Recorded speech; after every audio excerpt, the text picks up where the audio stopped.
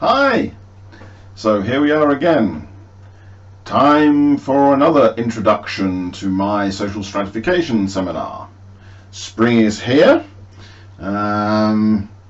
It's just got dark outside, I can see, out of the little window in the top of my roof here. But anyway, all of that is completely irrelevant. Today I'm going to be doing a little short introduction to the topic of neighbourhood effects. So, without further ado, let's get going. Last week we thought about genetics. This week we're going to think about the other side of the coin. We all grew up somewhere and live somewhere. For some of us, it's more or less the same place, or a similar place. For others, it's a very different place. At a common sense level, there's something deeply appealing, especially to a sociologist, about the idea that our physical and social surroundings play a large part in making us who we are. Our environment gives us resources and opportunities, directly impacts our health, can be more or less pleasant, more or less stressful, more or less interesting. I grew up in a large city that had no concert hall of any significant size. If I had wanted to hear live orchestral music, which I didn't, by the way, I couldn't without travelling to a neighbouring city.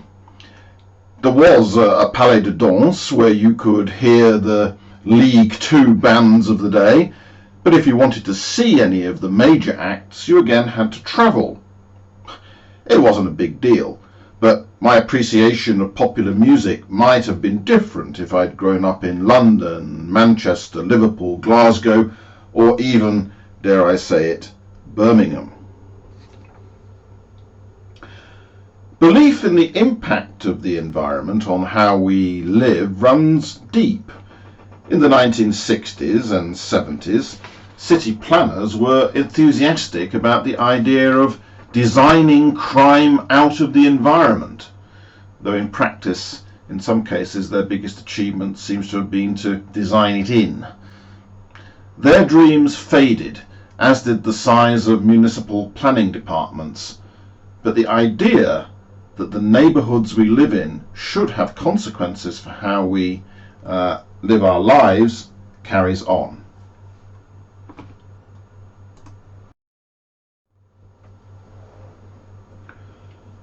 Believing that neighbourhoods, or the contexts in which we live our lives, are in some sense important is one thing. Demonstrating that there is a causal impact of the one on the other is another thing entirely. So why is this important? Well, if you're studying the contexts people live in because you believe that changing features of those contexts will in turn bring benefits to the people that live in them, you really need to be sure that it is the changes you propose that are going to do the work. Otherwise, you're going to be very disappointed. The fundamental problem is this. To talk meaningfully about a neighbourhood or contextual effect, we have to be able to distinguish convincingly the effect of being the sort of person that lives in a place from the effect of the place itself, or more specifically, features of the place itself. The obvious solution to this dilemma is, of course, random allocation of individuals to places. But for obvious reasons, that's infeasible, or even if it were feasible, probably immoral. People live where they do for reasons. Some are born there, others choose to move in, yet others choose to leave. The moving in and the moving out is not random. There's self-selection in and self-selection out. Imagine we're interested in how neighbourhood characteristics affect earnings. We carry out a longitudinal study and find that people living in some areas do a lot worse than others. Is that because of something about the area itself that they live in? Or is it because of something about the type of people that have moved there? Or is it because all of the people with high earnings potential have moved out?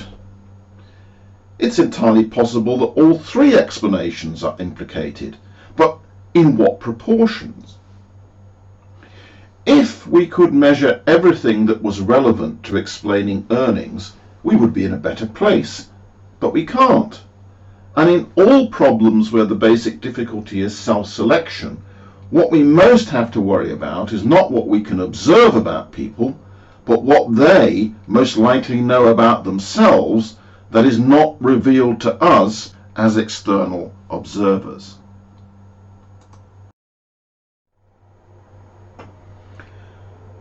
So far I've talked as though what a neighbourhood or context is self-evident. However, it isn't. Obviously, different levels of spatial aggregation are relevant for different outcomes.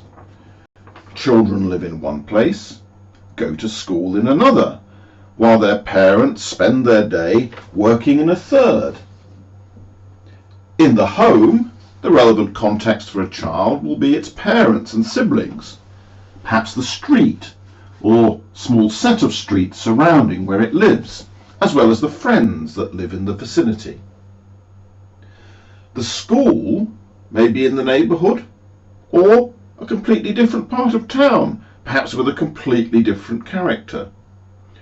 School friends may be quite different to the kids they play with in the street. The level of aggregation may matter for some things, but not for others.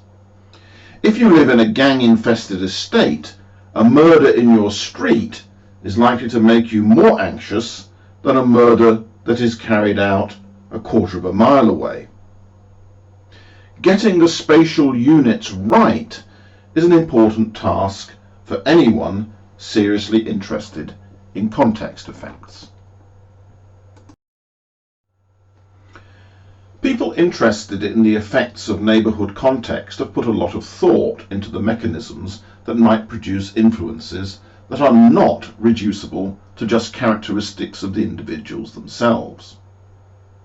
There's no shortage of mechanisms to choose from. Social contagion or diffusion mechanisms suggest that people are put at risk by the presence of others possessing negative characteristics. If you're brought up in an area with high gang density, you yourself have the opportunity to join a gang and are, of course, even if you don't join a gang, susceptible to the influence of gang members.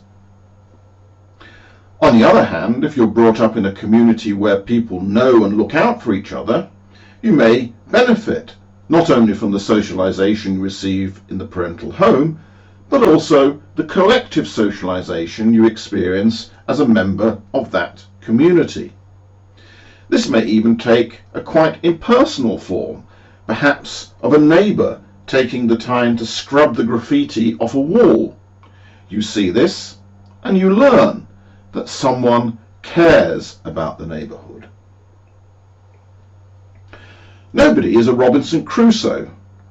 No man is an island entire of itself. Every man is a piece of the continent, a part of the main, as John Donne put it. Who else is in your environment probably matters. If lots of people around you are smart and competing for resources, well, maybe you don't do so well. If only a few, maybe you do better. If only a few in your neighbourhood seem to be doing well, maybe you don't mind so much.